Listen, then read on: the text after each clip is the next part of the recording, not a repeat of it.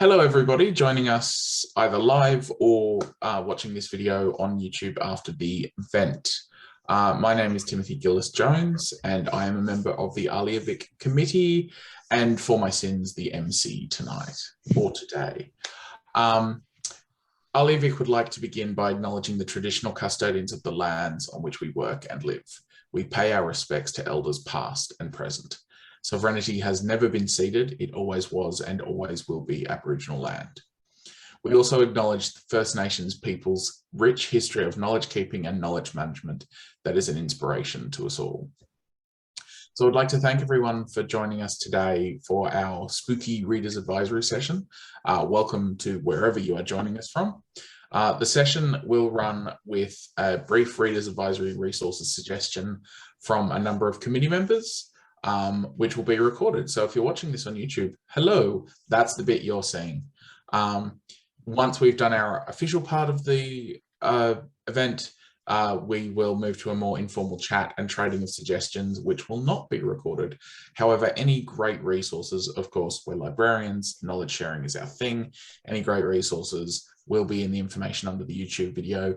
You'll probably also find it on Twitter, as I know at least one person is live tweeting this session as well.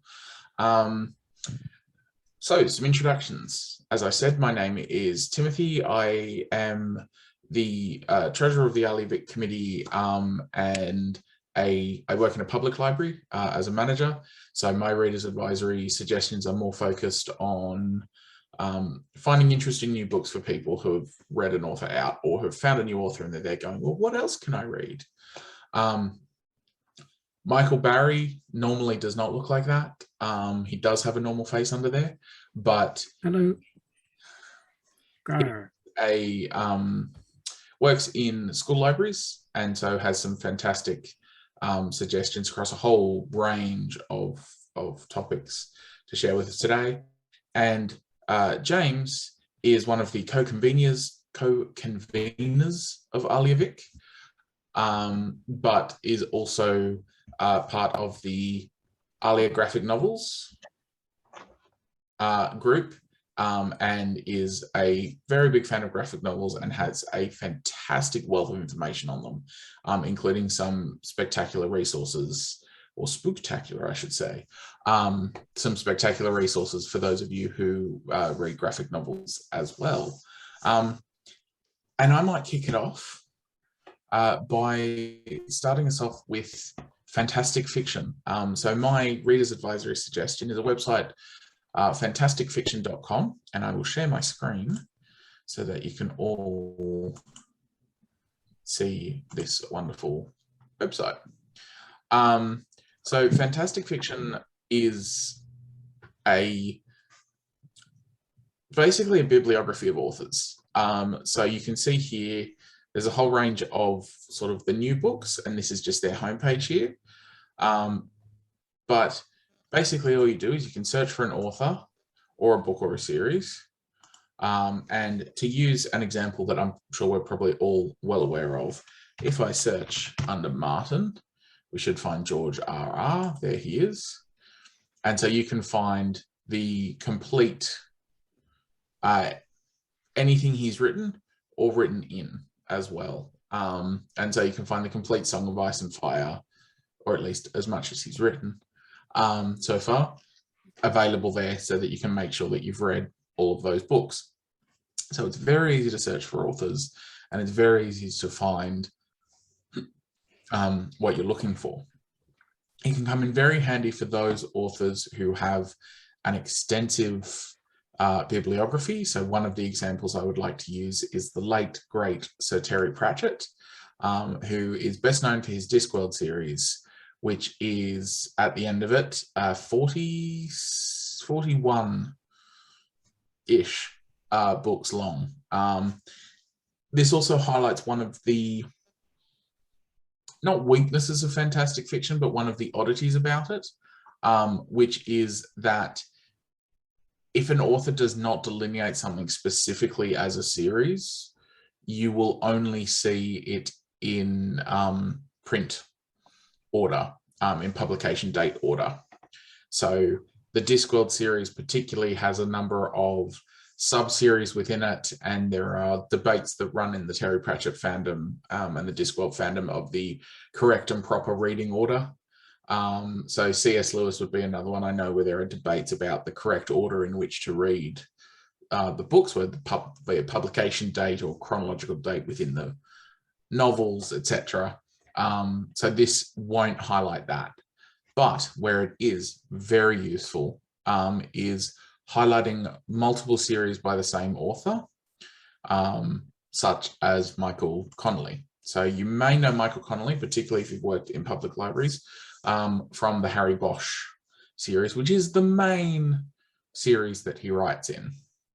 But then he's written some spin-off series that feature characters that were side characters in the Bosch series, but they end up getting their own books. And so it shows in individual series order what is written by that author, as well as what's what I'm looking for, collaborations. So collaborations between that author and another author are also included as well, which is very, very useful. I'm a big sci-fi fantasy reader, and so I tend to read a lot of books where I'm like, I'll pick up a book and then it's like, oh, this is part of a series. Cool. What are the other books in the series? So fantastic fiction is a great opportunity there. But also with a lot of other authors are continuing to write in the same world. And so rather than writing single standalone novels, they will write within the same world. And this gives me some idea of how that lines up in terms of publication date. But also, as you can see from the crossing here, it also tends to give us short stories or novellas that appear in other locations that are considered to be 5.5 of that series, sort of thing. So hopefully fantastic fiction is just as fantastic for you as it is for me. But what I might do is I might hand over, so I tend to use this a lot with adult fiction, but what we might do is we might jump into junior fiction to start with the wonderful Michael, who can give us some insight into Reader's Advisory from the perspective of a school librarian. Good afternoon. As I have been introduced, my name is Michael. I'm a school librarian working in primary schools, and I've got a couple of resources to share that I think are particularly fantastic. Not as fantastic as fantastic fiction, but certainly still fantastic. So if I can just share my screen. Hang on. Where are we? Here we are. The first one I'd like to share with you is, can we all see that? Common Sense Media. If you haven't heard of this before, Common Sense Media is a website full of reviews of media for children, reviews not only by children, but by parents and by teachers. And I use this one a lot in my primary school role because students will come up to me and ask me to get a book for the library, like, for example, 5 Nights at Freddy's was really popular last year because it was a video game and also a book series. So I can click onto that and it will give me a star reviews, appropriate age levels, and it will also give things like whether or not there is any language, any drinking, drugs, sex, how much violence is in it. So they go into quite a good bit of detail about the appropriateness of a book for particular age ranges. And there are reviews by parents and there are reviews by kids. And it's not just books as well. They also have apps and games, movies and television. So you can find pretty much any book that is aimed towards children or teens, and you can find out what they say about it, whether or not it's appropriate for the age level of the child who wants to read or play or watch it. Unfortunately, they do have a limit now where you can only look at 3 reviews each month without paying for an account. but don't tell them I told you this. If you clear your cache and cookies, you can just keep on searching. So the next one I'd like to look at is something a little bit more obscure, because a lot of people have seen Common Sense Media. This one is the literature map, part of the global network of discovery. This is very cool. If I have a student who has an author that they really love, say David Williams or Paul Jennings, I can put they've read all of the books, they don't know what else to read next. I can put that author's name in and it comes up with a map. The closer an author is to the name I've entered, the more likely that child or that reader will be to enjoy that book. So we've got Isabel Carmody, Ando, Morris Gleitzman, very close to Paul Jennings, as you can see. But further out, we've got clusters like these ones, who are all quite similar: Stephen Pastis, R.L. Stein, H.I. Larry. And down in this corner, we've got Jennings. Well, it is user-entered data, so it's not controlled authoritative language like we're used to in libraries. So there will sometimes be double ups, but it's very good. You can click on a name from here, click on Anthony Horowitz, and it will bring up a map for his name as well. So we can see all of the authors whose work is very similar to Anthony Horowitz.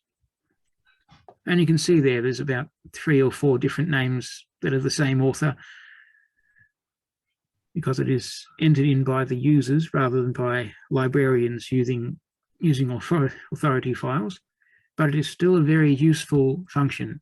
And it's not just for children's book either. I can look up, what was that name you were looking at before, Tim? Michael Connolly? Something like that. All right.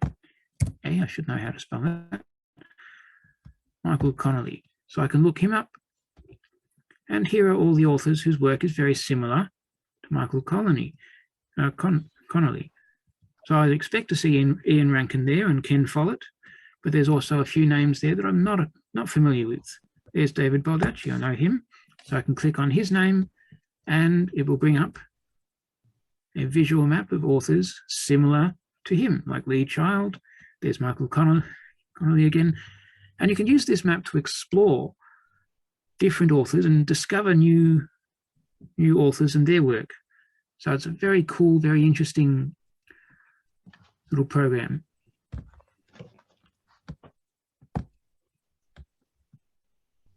There we go, that's my bit done.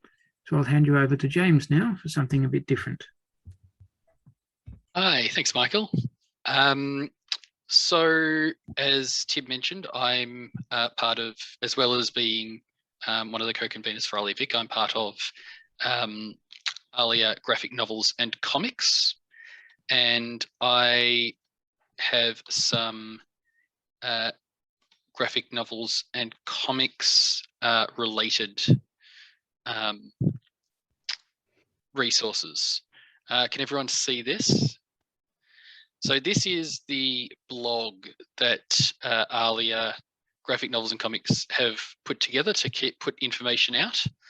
So it's at aliagraphicblog.blogspot.com. Every month there's a roundup post that goes out, and this is news and new releases for that month. And we also put links to when we have events and stuff there. So you can see we've got, here's the September roundup, and then before that,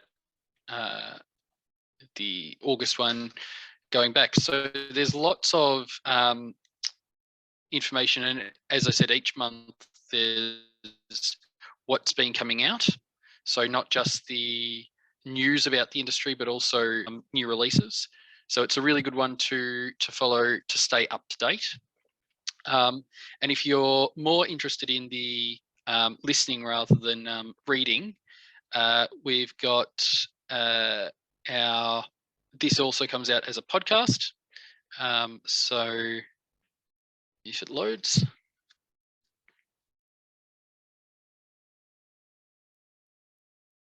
It doesn't look like it's going to, but we have a podcast as well that has the ALIA Graphic roundups and creator chat. So we talk to Australian comic and graphic novel creators. Here we go.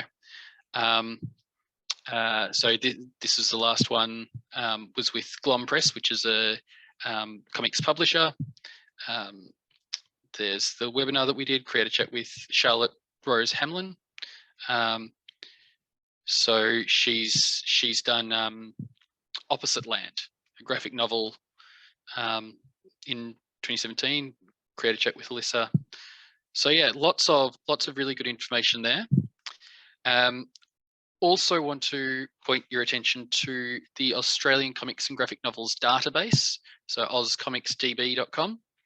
And this was created by a comic creator, Queenie Chan. And so as you can see, creator here, she has put together a list of or a database of all the Australian in-print or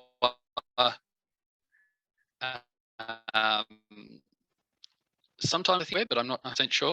But certainly print comics, it tells you what age group they're aimed at. Contrary to popular belief, not all comics are aimed at kids and teens. There are plenty that are aimed at adults. It tells you a bit about the genre. So, for example, this one's a memoir, whereas this one is a general LGBT. So it's got lots of information. It's a really good one for finding other works by the authors, by all of that sort of stuff. It's a really useful one for Australian comics. So yeah, next up, there's a site called No Flying No Tights, and this does reviews of comics. It's a bit similar to the Common Sense Media one that Michael was talking about. It's got a focus on stuff for schools to a certain extent.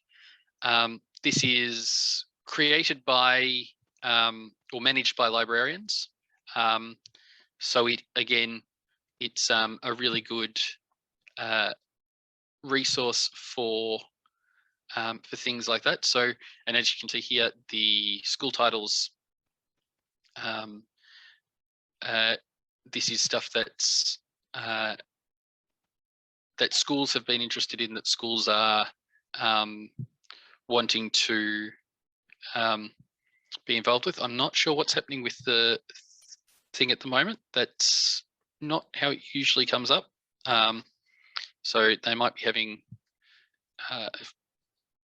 something might have gone wrong with how it's loaded or something. But yeah, so particularly for schools, you can sort by the schools, by age range, genre, all of that sort of stuff. It's a really, really useful site. But just as important as all the stuff that that we've already spoken about, when you're dealing with Reader's Advisory, it's really important to make sure that you're able to answer questions about if there are triggering topics in books or anything like that. So the last one I wanted to take through with you quickly, if the stuff to say can stop screen sharing goes away long enough for me to click on it. There we are, is called Does the Dog Die? DoesTheDogDie.com. And it has, it will tell you emotional spoilers for movies, TVs, and books. And as you can see, some of the categories here: hate speech, mental institutions, horses dying, seizures, bugs choking, all of that sort of stuff are that can be triggering for people with or just things that people would like to avoid. It started because there were some people who were getting very upset that they kept reading books that featured the death of dogs, and this was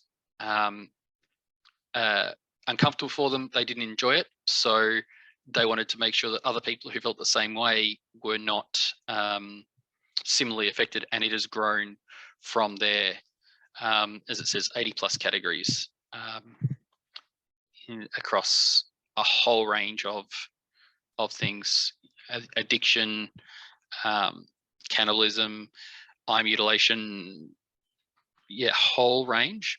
And it's a really good, if people are uncomfortable with these, this is a really good site to send them to check. It is crowdsourced, so not every book that features it will be on there, only if someone's added it, but it's still a useful, very useful tool. So yeah, that's the resources that I've got to share. So yeah, I'll hand you back to Tim.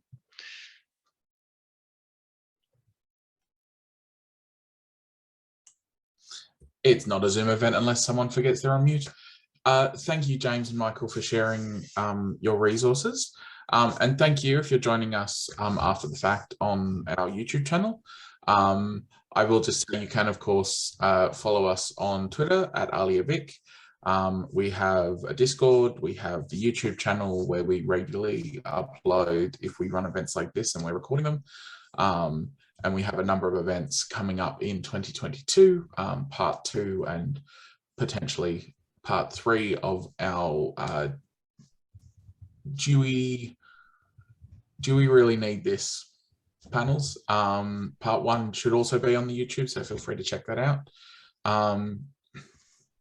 Follow us through all our various social media, keep an eye on what events are happening, and we hope to see you at another event. Thank you for joining us on YouTube, and we'll end the recording there.